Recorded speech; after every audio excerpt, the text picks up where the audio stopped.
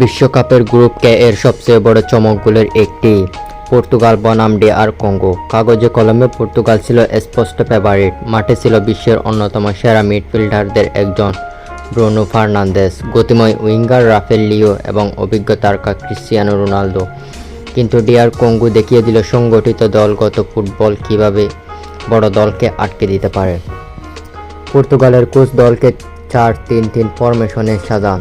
মাঝমাঠে ছিলেন বিতিনহা, Bruno Fernandes এবং জু naevus.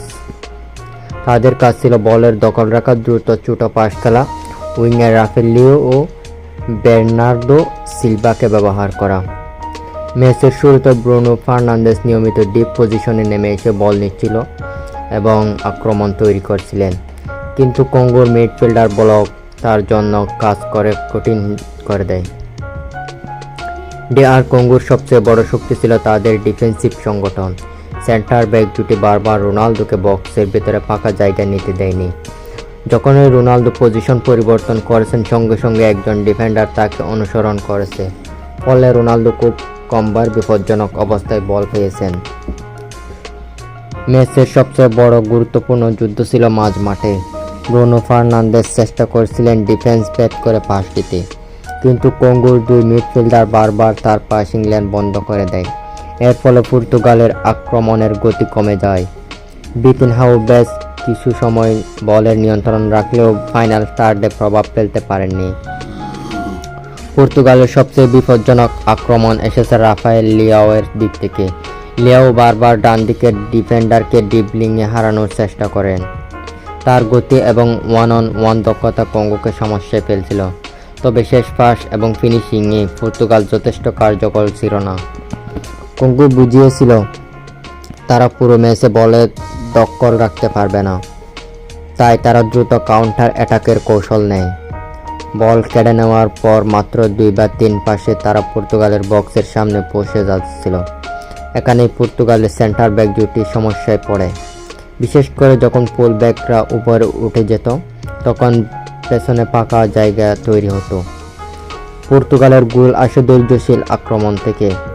Midfielder থেকে বল উইংয়ে যায়, সেখান থেকে দ্রুত ক্রস বা ক্যাটব্যাকের মাধ্যমে সুযোগ তৈরি হয়।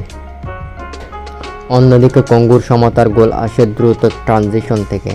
পর্তুগালের মিডফিল্ড বল হারানোর পর দ্রুত রক্ষণে ফিরতে পারেনি। এই কয়েক সেকেন্ডের বিশৃঙ্খলায় কঙ্গোকে গোলের সুযোগ এনে দেয়। পর্তুগালের অধিকাংশ আক্রমণ ব্রুনো ফার্নান্দেস থেকে শুরু হয়েছে। রাফায়েল লিও ড্রিবলিং এবং গতির মাধ্যমে বারবার ডিফেন্স ভাঙার চেষ্টা করেছেন।